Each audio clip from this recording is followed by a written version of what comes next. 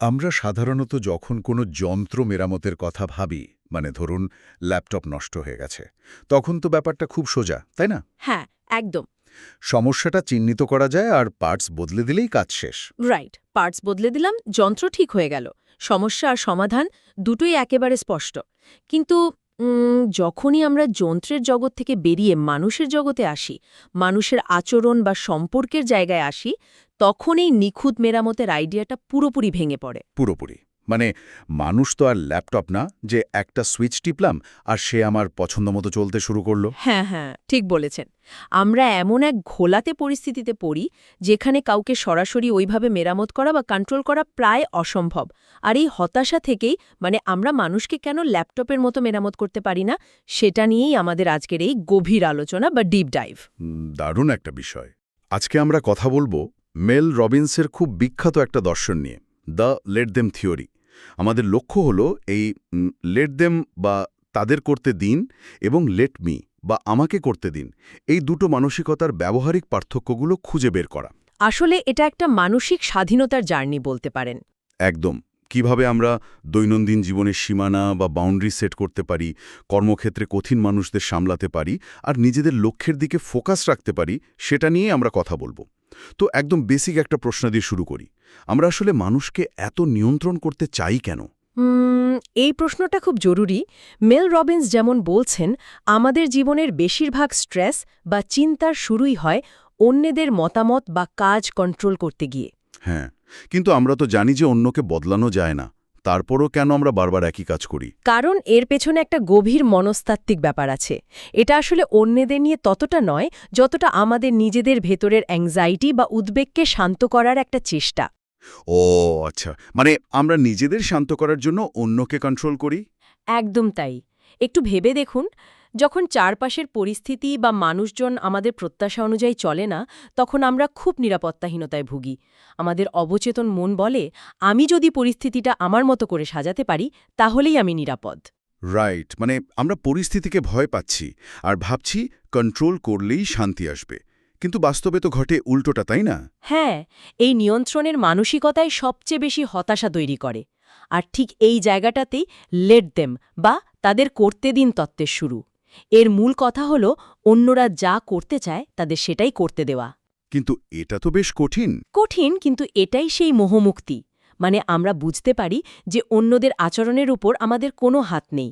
আর এর উল্টো দিকেই আছে লেট মি বা আমাকে করতে দিন দর্শন। লেটমিটা তাহলে কি দাঁড়াচ্ছে? লেট মি হল অন্যদের কন্ট্রোল করার ওই বৃথা চেষ্টাটা একেবারে ছেড়ে দেওয়া, আর নিজের জীবনের, নিজের মানসিক শান্তির দায়িত্ব পুরোপুরি নিজের হাতে তুলে নেওয়া। বুঝতে পারছি। আমার মাথায় এখন একটা উপমা আসছে। অন্যদের কন্ট্রোল করার চেষ্টা করাটা অনেকটা ওই যে গাড়ির প্যাসেঞ্জার সিটে বসে স্টিয়ারিং হুইল ধরার চেষ্টা করার মতো। দারুণ একটা উপমা। ধরুন আমি প্যাসেঞ্জার সিটে বসে আছি আর ড্রাইভার আমার পছন্দ মতো গাড়ি চালাচ্ছে না। আমি যদি পাশ থেকে তার স্টিয়ারিং ধরে টান দেই, তাহলে তো দুর্ঘটনাই ঘটবে। একদম নিশ্চিত দুর্ঘটনা। আমার উচিত তাকে তার মতো চালাতে দেওয়া। কিন্তু এখানে একটা খুব বড় একটা কিন্তু আছে। অন্য চালক যদি আমার লেনে গাড়ি ঢুকিয়ে দেয় বা এমন বেপরোয়া চালায় যাতে আমারই জীবন বিপন্ন হয়, তখন কি হবে? হ্যাঁ, তখন তো আর চুপ করে বসে থাকা যায় না। সেটাই তো। প্যাসেঞ্জার সিটে বসে শুধু লেট দেম বললে তো আমি নিজেই মারা পড়ব। হ্যাঁ, চমৎকার একটা পয়েন্ট ধরেছেন। লেট দেম মানে কিন্তু এটা মোটেই নয় যে আমরা চুপ করে বসে থেকে দুর্ঘটনা ঘটতে দেব বা অন্যদের আমাদের ক্ষতি করতে দেব। এখানেই আসলে লেট মি বা নিজের কন্ট্রোলের বিষয়টা আসে। আচ্ছা, সেটা কিভাবে কাজ করে এই গাড়ির উপমায়? ধরুন, অন্য চালক যখন বেপরোয়াভাবে আপনার লেনে ঢুকছে, আপনি তো তার গাড়ির ব্রেক কন্ট্রোল করতে পারবেন না। তাকে তার মতো বেপরোয়া চালাতে দেওয়াই হল লেট দেম। রাইট। তার গাড়ি তো আমার হাতে নেই। কিন্তু আপনার নিজের গাড়ির ব্রেক বা স্টিয়ারিং তো আপনার হাতে আছে। আপনি নিজের গাড়িটা নিরাপদ দূরত্বে সরিয়ে নেবেন বা কষে ব্রেক করবেন। এটাই হল লেট মি। ও, বুঝতে পেরেছি। মানে আমি আমার রেসপন্সটা কন্ট্রোল করছি। একদম। জীবন এমনিতেই চ্যালেঞ্জিং। অন্যরা যখন ক্ষতিকর কিছু করে, তখন তাদের বাধা দেওয়ার চেষ্টা না করে আমরা নিজেদের প্রতিক্রিয়া কিভাবে সামলাবো, সেটাই এই দর্শনের মূল ভিত্তি। খুব সুন্দর করে বুঝিয়ে বললেন। এই উপমাটা ধরে যদি আমরা একটু কর্মক্ষেত্রের দিকে তাকাই, মানে অফিসের কথায় আসি, ব্যাপারটা আরও ঘোলাটে মনে হয়। হ্যাঁ, অফিসে তো নানা রকমের মানুষের সাথে ডিল করতে হয়। রাইট। কর্মক্ষেত্রে প্রায়ই আমাদের এমন মানুষদের সামলাতে হয় যাদের আচরণ আমাদের কাজের উপর সরাসরি প্রভাব ফেলে। ধরুন অফিসে একজন খুব রাগী বা অযৌক্তিক সহকর্মী আছে। যে হয়তো মিটিংয়ের মধ্যেই ছোট বাচ্চাদের মতো চিৎকার শুরু করে দেয়। হ্যাঁ হ্যাঁ, ঠিক তাই। এখন সে যদি মিটিংয়ে ওরকম অযৌক্তিক আচরণ করে, আমার প্রথম প্রবৃত্তি তো হবে পরিস্থিতিটা শান্ত করা, কারণ আমি তো চাই প্রজেক্টটা ঠিকমতো এগোয়। সাধারণ মানুষ হিসেবে আমরা সবাই এটাই চাই। কিন্তু লেট দেম নীতি তো বলছে তাকে শান্ত করার দায়িত্ব আমার নয়। তো আমার প্রশ্ন হলো, আমি যদি নির্বিকার বসে থাকি তাহলে কি মনে হবে না যে আমি একেবারে পরোয়া করছি না বা আমি কোনো দায়িত্বই নিচ্ছি না?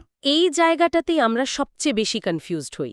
আমরা ভাবি লেট দেম মানে হলো একেবারে পাথর হয়ে যাওয়া বা রোবটের মতো আচরণ করা, কিন্তু ব্যাপারটা মোটেও তা নয়। তাহলে ব্যাপারটা ঠিক কেমন?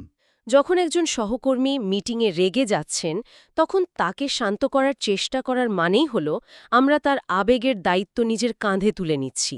আমরা ভাবি আমি শান্ত না করলে লোকে কি ভাববে। হ্যাঁ, ওই লোকে কি ভাববে ভয়টাই তো আমাদের তাড়িত করে। রাইট। আর এই ভয়টা আমাদের দিয়ে এমন কাজ করায় যা আসলে আমাদের দায়িত্বের মধ্যেই পড়ে না। ওই প্রাপ্তবয়স্ক সহকর্মীর ইমোশনাল থেরাপিস্ট হওয়া তো আপনার কাজ নয়। কিন্তু আমি যদি তাকে শান্ত না করি তাহলে তো মিটিংটাই পণ্ড হয়ে যাবে। মিটিং পণ্ড হলে হবে, কিন্তু আপনি তাকে তার মতো রাখতে দিন, লেট দেম। তাকে বুঝতে দিন যে তার এই আচরণটা প্রফেশনাল না। আচ্ছা, মানে আমি শুধু অবজার্ভ করব? হ্যাঁ, আপনি শান্ত থেকে পরিস্থিতি পর্যবেক্ষণ করুন। আপনি বড়জোর খুব স্বাভাবিক গলায় বলতে পারেন, মনে হচ্ছে আপনি এখন কথা বলার মতো অবস্থায় নেই, আমরা বরং পরে আলোচনা করব। ওহ, এটা খুব ভালো একটা অ্যাপ্রোচ। এটাই হলো সঠিক সীমানা বা বাউন্ডারি নির্ধারণ করা। শান্ত করার দায়িত্ব না নেওয়া মানে অবহেলা নয়, বরং এটা নিজের মানসিক শান্তি রক্ষা করা আর অপর ব্যক্তিকে তার নিজের আচরণের দায় নিতে বাধ্য করা। তার মানে আমরা আমাদের প্রফেশনালিজম বজায় রাখব, কিন্তু তাদের অযৌক্তিক রাগের আগুনে নিজেদের মানসিক শান্তির মানে কাঠখড় পড়াব না। একদম। অন্যদের প্রতিক্রিয়া নিয়ে চিন্তিত না হয়ে নিজের জন্য সঠিক সিদ্ধান্ত নেওয়াটা হয়তো অন্যদের কাছে রূঢ় মনে হতে পারে, কিন্তু অন্যদের কি মনে হলো তার উপর ভিত্তি করে নিজের শান্তি বিসর্জন দেওয়াটা তো বোকামি। ব্যাপারটা বেশ লজিক্যাল। আমরা তাদের আবেগের ঝড়ে নিজেদের নোঙর তুলে দেব না। তো আমরা যদি অন্যদের আবেগ সামলানোর এই অপ্রয়োজনীয় দায়িত্বটা ছেড়ে দিই, তাহলে তো আমাদের অনেক এনার্জি আর সময় বেঁচে যায়। প্রচুর এনার্জি বাঁচে। মেল রবিন্স বলছেন যে এই বেঁচে যাওয়া শক্তিটা আমাদের দীর্ঘমেয়াদী লক্ষ্য অর্জনে কাজে লাগানো উচিত। কিন্তু তত্ত্বে বলা যতটা সহজ, বাস্তবে করাটা তো ততটাই কঠিন। হ্যাঁ, প্র্যাকটিক্যালি এটা বেশ চ্যালেঞ্জিং। কারণ যখন আমরা নিজেদের লক্ষ্যের দিকে ফোকাস করি, তখন অবধারিতভাবেই চারপাশের মানুষের সাফল্যের সাথে আমাদের একটা তুলনা চলে আসে। আর এই ক্রমাগত তুলনার অভ্যাসটাই আমাদের আর একটা মস্ত বড় ফাঁদ। আমাদের মেনে নিতেই হবে যে জীবন সবার জন্য সমান না। রাইট? আমরা যখনই অন্যদের খুব দ্রুত সফল হতে দেখি, তখনই আমরা আসলে লেট দেম নীতির উল্টো পথে হাঁটি। আমরা মনে মনে চাই যে পরিস্থিতি অন্যরকম হোক। হ্যাঁ, আমরা ভাবি যে ও কেন আমার আগে প্রমোশন পেল, ওর তো আমার চেয়ে যোগ্যতা কম। আর এই ধরনের চিন্তাই আমাদের ভেতরে ক্ষোভ তৈরি করে। কিন্তু বইয়ে খুব সুন্দর করে বলা হয়েছে, অন্যরা যদি দ্রুত এগিয়ে যায় তবে তাদের এগোতে দিন, লেট দেম। তাদের এগোতে দিন, রাইট? অন্যের সাফল্য দেখে যে খারাপ লাগাটা কাজ করে, সেই তুলনাকে আমাদের নিজেদের উন্নতির শিক্ষক হিসাবে ব্যবহার করতে হবে। সম্পূর্ণ ফোকাস নিজেদের পথে ঘুরিয়ে নেওয়াই হল প্রকৃত লেট মি। এই জায়গাটায় আমার একটা খুব শক্ত পুশব্যাক আছে। আচ্ছা, বলুন। তুলনাকে শিক্ষক হিসেবে দেখাটা মানে মোটিভেশনাল স্পিচ হিসেবে দারুণ শোনায়, কিন্তু বাস্তবে যখন আমার কোনো অযোগ্য সহকর্মী প্রমোশন পেয়ে যায়, তখন তো ভাই প্রচণ্ড রাগ হয়, হতাশ লাগে। হ্যাঁ, সেটা তো স্বাভাবিক। আমি বুঝতে পারছি যে আমাকে আমার নিজের কাজে ফোকাস করতে হবে, কিন্তু শুধু তাদের এগোতে দিন বললেই তো আর আমার রাগটা জাদুর মতো উধাও হয়ে যাবে না। এই খারাপ লাগাটা তো খুব রিয়েল। এই ক্ষোভ বা রাগটাকে আমি আসলে কিভাবে প্রসেস করব? আপনার এই চ্যালেঞ্জটা অত্যন্ত যৌক্তিক। বাস্তবে খারাপ লাগা বা রাগ হওয়াটা একদমই মানবিক। লেখক কিন্তু একবারও বলেননি যে আপনার খারাপ লাগা যাবে না। তাহলে মূল বিষয়টা কি? মূল বিষয়টা হলো আপনি সেই খারাপ লাগাটা নিয়ে কি করছেন। যখন অন্য কেউ প্রমোশন পায় এবং আপনার রাগ হয়, তখন সেই রাগটা আসলে একটা সিগন্যাল। সিগন্যাল? কিসের সিগন্যাল? এটা সিগন্যাল দেয় যে আপনিও আসলে ওই প্রমোশনটা বা ওই ধরনের সাফল্যটা খুব তীব্রভাবে চান। অনেক সময় আমরা নিজেরাই জানি না আমরা ঠিক কী চাই, যতক্ষণ না অন্য কেউ সেটা পেয়ে যায়। ও ওয়াও! এটা তো দারুণ একটা পয়েন্ট। আমরা নিজেদের চাওয়াটা বুঝতে পারি। একদম।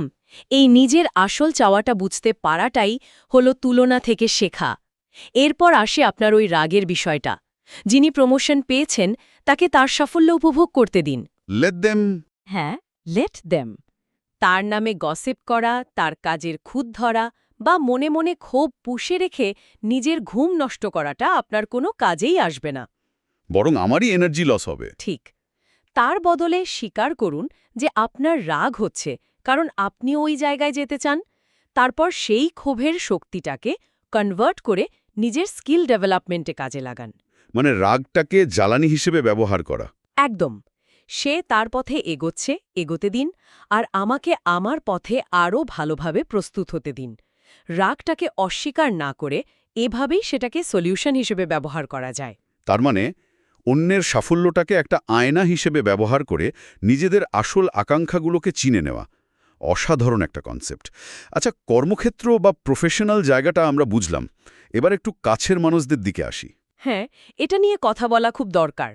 পরিবার বা বন্ধুদের ক্ষেত্রে এই লেট দেম নীতি কিভাবে কাজ করে? কারণ সহকর্মীর ওপর থেকে মনোযোগ সরানো যতটা সহজ, কাছের মানুষদের ক্ষেত্রে নির্লিপ্ত থাকাটা তো অনেক বেশি কঠিন। এটা সবচেয়ে কঠিন একটা পর্যায়, কারণ আমরা যাদের ভালোবাসি তাদের ওপর আমাদের এক ধরনের অধিকারবোধ কাজ করে। হ্যাঁ, আমরা তো চাই তারা ভালো থাকুক, আমাদের কথা শুনুক। রাইট। প্রথমত বন্ধুদের কথা যদি ধরি, প্রাপ্তবয়স্ক জীবনে বন্ধুত্বের ধরনটা বোঝা খুব জরুরি। সময়ের সাথে সাথে মানুষের প্রায়োরিটি বদলায়। কিছু বন্ধুত্ব সময়ের স্রোতে প্রাকৃতিকভাবেই হারিয়ে যায়। হ্যাঁ, কিন্তু আমরা অনেক সময় সেই পুরনো স্মৃতি আঁকড়ে ধরে জোর করে একটা মৃতপ্রায় সম্পর্ক টিকিয়ে রাখার চেষ্টা করি। আর ভাবি যে এক সময় এত ভালো বন্ধু ছিল, এখন কেন সে আমাকে আগের মতো সময় দিচ্ছে না। আমরা বারবার তাকে কমপ্লেন করি। একদম। আর এটাই তো লেট দেম নীতির লঙ্ঘন, তাই না? ঠিক তাই। যারা আমাদের গুরুত্ব দেয় না বা যোগাযোগ রাখতে চায় না, তাদের জোর করে ধরে রাখার কোনো মানে নেই। তাদের যেতে দিন। লেট দেম গো। হ্যাঁ, তারা যদি দূরে থাকতে চায় তাদের থাকতে দিন। এর বদলে যারা আমাদের জীবনে থাকতে চায়, শুধু তাদের নিয়েই সুন্দর সম্পর্ক গড়া উচিত। এটা তো বন্ধুত্বের ক্ষেত্রে মানা গেল। কিন্তু পরিবারের মানুষ বা খুব কাছের কেউ যখন ভুল পথে হাঁটে বা ক্রমাগত এমন কিছু করে যা তাদের নিজেদের জন্যই ক্ষতিকর, তখন কি হবে? আমরা তো ভাবে যে আমরা তাদের ভালো চাই বলেই বদলানোর চেষ্টা করছি। আমরা ভাবি আমরা তাদের সাহায্য করছি, কিন্তু আসলে আমরা তাদের স্বাধীনতায় হস্তক্ষেপ করছি। মানুষ তখনই বদলায় যখন তারা নিজেরা বদলাতে চায়। কিন্তু আমরা তো যুক্তি দিয়ে বোঝানোর চেষ্টা করি। আপনি যুক্তির পর যুক্তি দিয়ে বা ইমোশনাল ব্ল্যাকমেল করে কাউকে স্থায়ীভাবে বদলাতে পারবেন না। আমাদের কাজ হতে পারে নিজের জীবনে পজিটিভ পরিবর্তন আনা এবং একটা উদাহরণ তৈরি করা। আপনি শুধু পথ দেখাতে পারেন, কিন্তু তাদের হয়ে তো আর হেঁটে দিতে পারেন না। এই জায়গাটাতে আমার আরেকটা দারুণ উপমা মাথায় আসছে, যেটা আমরা আমাদের দৈনন্দিন জীবনে খুব দেখি। কি উপমা? কাছের মানুষ যখন কোনো সমস্যায় পড়ে, তখন আমরা প্রায়ই তাদের উদ্ধার বা রেস্কিউ করতে ঝাঁপিয়ে পড়ি।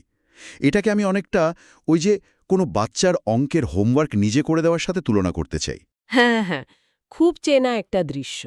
বাচ্চাটা অঙ্ক পারছে না দেখে বাবা মা হয়তো মায়ায় পড়ে অঙ্কটা সমাধান করে দিল। সাময়িকভাবে বাচ্চাটা তো খুব খুশি হলো, শিক্ষকের বকা খাওয়া থেকেও বেঁচে গেল। কিন্তু আমরা যদি প্রতিনিয়ত তাদের এভাবে উদ্ধার করি, তবে তারা তো কখনোই নিজের অঙ্ক করা শিখবে না। উপমাটা একেবারে নিখুঁত।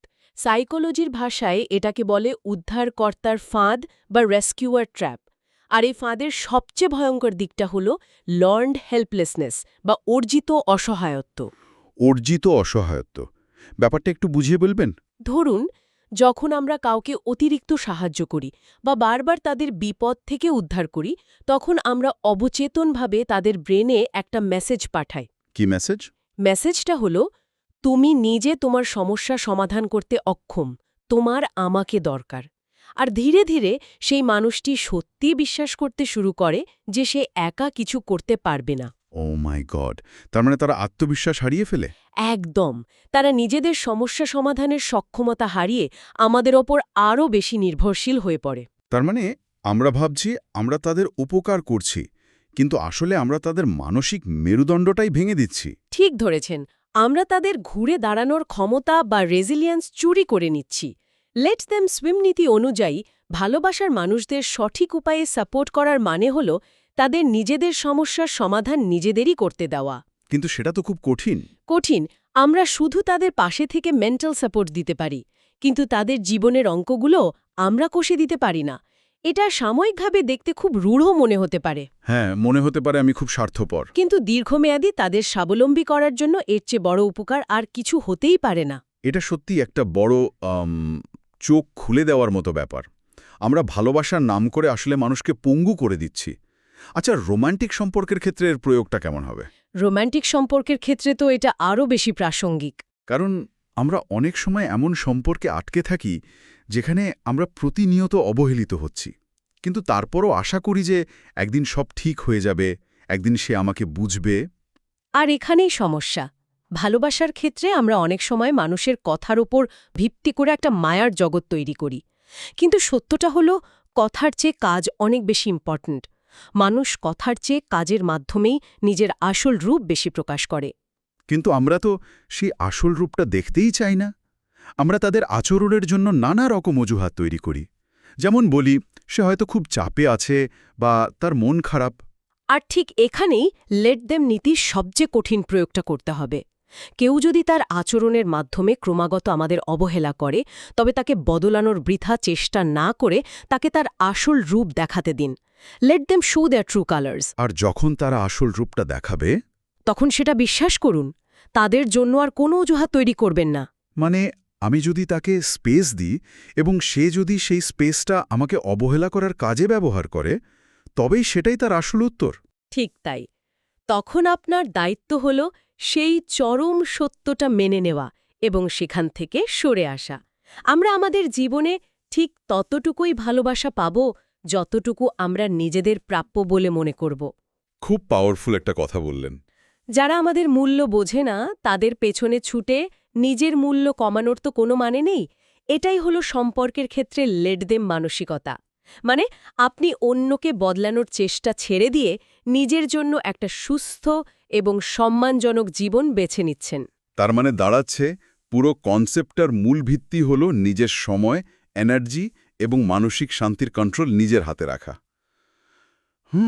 আমরা আলোচনার একেবারে শেষ পর্যায়ে চলে এসেছি। সময়টা খুব দ্রুত কেটে গেল। হ্যাঁ, তো যদি পুরো আলোচনার একটা সামারি টানি, তবে এটা খুব ক্লিয়ার যে লেট দেম মানে কোনোভাবেই হার ছেড়ে দেওয়া বা হার মেনে নেওয়া নয়। এটা কোনো দুর্বলতা নয়। একেবারেই নয়। বরং এটা হলো নিজেকে অপ্রয়োজনীয় স্ট্রেস থেকে মুক্ত করে একটা স্বাধীন জীবন গড়ার সবচেয়ে শক্তিশালী টুল। আমরা প্রতিনিয়ত অন্যদের কন্ট্রোল করতে গিয়ে যে বিপুল এনার্জি লস করি, লেট দেম আমাদের সেই লস থেকে বাঁচায়। আর লেটমি মানসিকতা হলো সেই বেঁচে যাওয়া এনার্জিকে নিজের জীবনে, নিজের স্বপ্নে পুনরায় ইনভেস্ট করা। অন্যদের মন জুগিয়ে চলার অসম্ভব দায়বদ্ধতা থেকে বেরিয়ে এসে নিজের জীবনের দায়িত্ব নেওয়াটাই আসল কথা। সত্যি, অন্যদের কন্ট্রোল করার এই মোহ থেকে বেরিয়ে আসতে পারাটা এক ধরনের চরম মুক্তি। তো আমরা আমাদের এই গভীর আলোচনার একেবারে শেষে চলে এসেছি।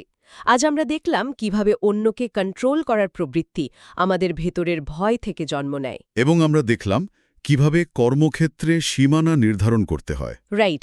আর তুলনার ফাঁদ থেকে বেরিয়ে নিজের ক্ষোভকে কিভাবে দীর্ঘমেয়াদী লক্ষ্যের জ্বালানি হিসেবে ব্যবহার করতে হয় সেটাও জানলাম। সবচেয়ে ইম্পর্টেন্ট ছিল কাছের মানুষদের অতিরিক্ত সাহায্য করতে গিয়ে আমরা কিভাবে তাদের ক্ষতি করি সেটা বোঝা, আর সম্পর্কের আসল রূপ চিনে নেওয়া। হ্যাঁ, প্রতিটি ক্ষেত্রে মূল চাবিকাঠি ছিল একটাই, যা আমাদের কন্ট্রোলে নেই তা নিয়ে দুশ্চিন্তা না করা, আর যা আমাদের পূর্ণ কন্ট্রোলে আছে অর্থাৎ আমাদের নিজেদের প্রতিক্রিয়া, সেটার ওপর ফোকাস করা। আজকে বিদায় নেওয়ার আগে আমাদের শ্রোতাদের জন্য একটা চূড়ান্ত চিন্তার খোরাক রেখে যেতে চাই। অবশ্যই, বলুন।